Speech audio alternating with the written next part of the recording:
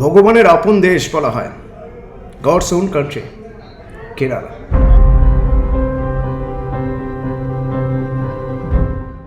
তো সেই কেরালের বর্তমান পরিস্থিতি আপনারা নিশ্চয়ই জানেন।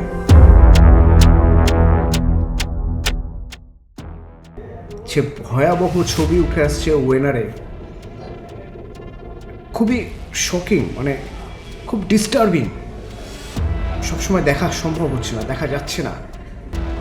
এখনো পর্যন্ত 300 জনের উপর মানুষ মারা গিয়েছেন বলে মনে করা হচ্ছে, এবং মনে করা হচ্ছে যে বড় বড় পাথর একটা গ্রামের উপরে পুরো গ্রামটাকে চাপা দিয়ে দিয়েছে পাথর পড়ে। ওই পাথরগুলো সরানো সম্ভব হলে হয়তো আরও দেহ খুঁজে পাওয়া যাবে। এখনো বহু মানুষ নিখোঁজ। সংখ্যাটা ঠিক কোথায় গিয়ে দাঁড়াবে তা এখনই বলা সম্ভব হচ্ছে না। কেরল বরাবর কেরল পর্যটকদের খুব প্রিয় জায়গা।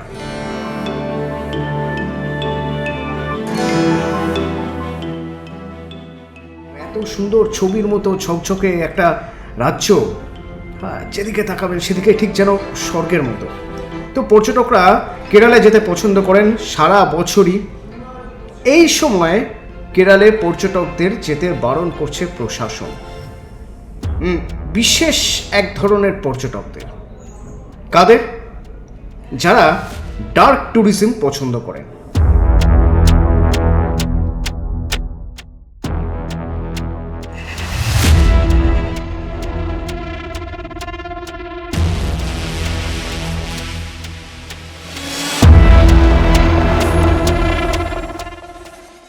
এখন কথা হচ্ছে, এই বন্যা বিধ্বস্ত ওয়েনারে পর্যটকরা যাবেন কেন?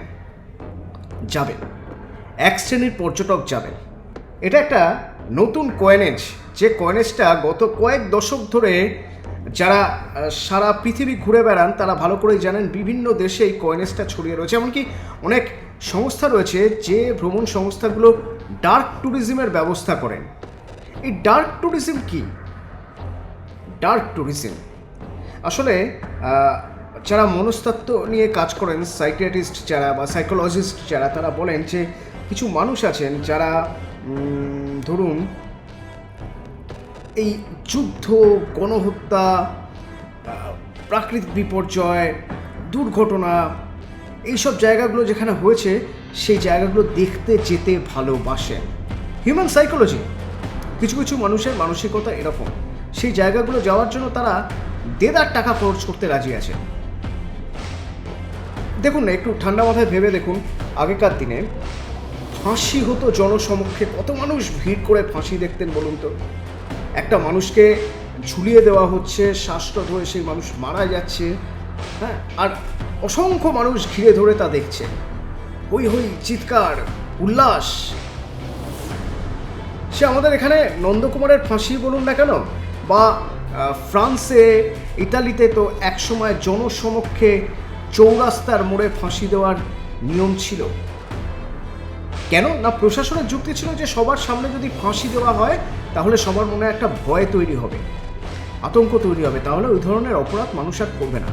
কিন্তু মানুষ, তাদের মধ্যে কিছু কিছু মানুষের মানসিকতা এমনই, তারা ওই যন্ত্রণায় মারা যাচ্ছেন একজন, সেটা দেখার জন্য চলে যেতেন। এটাও সেদিক থেকে দেখতে গেলে কিন্তু একরকম ডার্ক ট্যুরিজম। আপনারা খেয়াল করে দেখেছেন যে সর্ডিহ হোক, জ্ঞানেশ্বরী দুর্ঘটনা হোক, বা করমণ্ডল এক্সপ্রেসের দুর্ঘটনা হোক, এই দুর্ঘটনা ঘটে যাওয়ার পর প্রাথমিকভাবে যখন সব দেহগুলো সরিয়ে নিয়ে যাওয়া হচ্ছে, তারপরে প্রচুর মানুষ ভিড় করে সেখানে চলে যান। এত মানুষ ভিড় করে দেখতে আসেন, তাদের জন্য সেখানে ফুচকাওয়ালা বসে যায়, ভেলপুরিওয়ালা বসে যায়, মুড়ি ঘুগনির লোক বসে যায়, বিক্রি হচ্ছে বলেই না বসে যায়, একরকম মেলা বসে যায়। এই ধরনের মানুষ আরবান সেক্টরে আছেন আর রুরাল সেক্টরে আছেন, এই ধরনের মানুষ কোন শ্রেণীর মানুষ আপনি এভাবে বিচার করতে পারবেন না। হতে পারেন তিনি প্রত্যন্ত গ্রামের কেউ, হতে পারেন তিনি একেবারে হাই রাইজ বিল্ডিংয়ে থাকা কেউ। মনে নেই আমাদের কলকাতাতে রবিনসন স্ট্রিটে সেই পার্থদের ঘটনা? পার্থদে তার দিদির মৃতদেহ আগলেছিলেন। রবিনসন স্ট্রিটের ওই বাড়িটি কয়েনেজ হয়ে গিয়েছে। প্রচুর মানুষ ওই বাড়ি দেখতে চলে গিয়েছিলেন, রবিনসন স্ট্রিটের বাড়ি। সেখানে দাঁড়িয়ে সেলফি তুলেছেন। বন্যা হচ্ছে, বন্যায় ভেসে যাচ্ছে, হ্যাঁ, অনেক দূরে পুলের উপর দাঁড়িয়ে লোকে সেলফি তুলছেন, ভিডিও করছেন। এসবই ডার্ক ট্যুরিজমের অঙ্গ। এগুলোকেই বলা হয় ডার্ক ট্যুরিজম। রোবেন আইল্যান্ড, যে আইল্যান্ডে নেলসন ম্যান্ডেলাকে আটকে রাখা হয়েছিল, জেলে ছিলেন তিনি, বছরে কত মানুষ ওই জেল দেখতে যান রোবেন আইল্যান্ডে জানেন? প্রচুর মানুষ। রোবেন আইল্যান্ডের প্রশাসন প্রচুর টাকা শুধুমাত্র ট্যুরিজম থেকে রোজগার করে থাকে। ঠিক সেরকম আমাদের সেলুলার জেল। অথচ দেখুন সেলুলার জেলের সঙ্গে কত কি জড়িয়ে রয়েছে, কত দুঃখের স্মৃতি জড়িয়ে রয়েছে আমাদের স্বাধীনতা সংগ্রামীদের। সেই সেলুলার জেল ট্যুরিজম স্পট। তো এগুলো ডার্ক ট্যুরিজমের পার্ট। আমাদের হিমালয়ের রূপকুণ্ড, যে রূপকুণ্ডে একসময় এমন প্রাকৃতিক বিপর্যয় হয়েছিল, এখনও রূপকুণ্ডে নাকি কঙ্কাল পাওয়া যায়। কত মানুষ কত টাকা খরচ করে রূপকুণ্ড দেখতে যায়। এগুলো সবই ডার্ক ট্যুরিজম। একটা সংস্থা 900 জনের উপরে একটা রিসার্চ করেছিল। রিসার্চ করে জানতে পারছে তাদের মধ্যে থেকে 82 জন মানুষই ডার্ক ট্যুরিজম পছন্দ করেন। অর্থাৎ এই ধরনের দুর্ঘটনা হয়েছে, ভয়ানক কোনো ঘটনা হয়েছে, সেই সব জায়গায় তারা বেড়াতে যেতে পছন্দ করেন। তাই তো প্রচুর মানুষ প্রতি বছর নাৎসি ক্যাম্প, আউটভিসে, সেই নাৎসি ক্যাম্প, যেখানে ক্যাম্পে অসহনীয় অত্যাচার হয়েছিল কনসেন্ট্রেশন ক্যাম্পে, সেই ক্যাম্প দেখতে যান। প্রচুর মানুষ রয়েছেন যারা শুধুমাত্র যুদ্ধ হয়েছে বা প্রচুর মানুষ বন্যায় ভূমিকম্পে মারা গিয়েছে এইসব জায়গায় ঘুরতে যান। এবং ওই যে বললাম, প্রচুর এরকম ভ্রমণ সংস্থা রয়েছে যারা শুধুমাত্র এই ডার্ক ট্যুরিজম করায়। আরেকটা এরকম রিপোর্ট বেরিয়েছে যেখানে বলা হচ্ছে ইউরোপের এবং আমেরিকার প্রচুর মানুষ, একটা বিরাট সংখ্যক মানুষ, তারা অপেক্ষা করে রয়েছেন রাশিয়া ইউক্রেনের যুদ্ধ শেষ হলে যে ব্যাটেলফিল্ড ইউক্রেনে, সেই ব্যাটেলফিল্ড দেখতে যাবেন তারা। তারা ট্যুরিস্ট হিসেবে যাবেন। কোথায় কোথায় ট্যাঙ্কের গোলা পড়েছে, কোথায় মিসাইল ছোড়া হয়েছিল, হ্যাঁ, কোন কোন জায়গাগুলো ধ্বংসস্তূপে পরিণত হয়েছে, কোন সেই হাসপাতাল, যে হাসপাতালে সবাই মারা গিয়েছিলেন, সেই সব জায়গাগুলো তারা দেখতে যেতে চান। এই হলো ডার্ক ট্যুরিজম।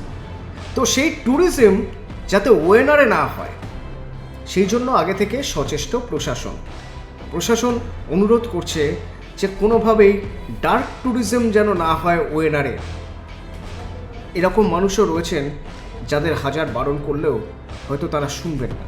তারা দেখতে যাবেন কেমন করে ওয়েনারে এই দুর্ঘটনা ঘটেছিল। দুর্ঘটনার পর আচ্ছা কোথা থেকে কাদার ধস নেমে এসেছিল, কোন জায়গাটা মাটি চাপা পড়ে গেছিল, এর ভিতরে কতজন চাপা পড়ে গিয়েছিলেন, সেই সব জায়গার ছবি তুলে নিয়ে আসবেন। কারণ তারা ডার্ক ট্যুরিজম পছন্দ করে।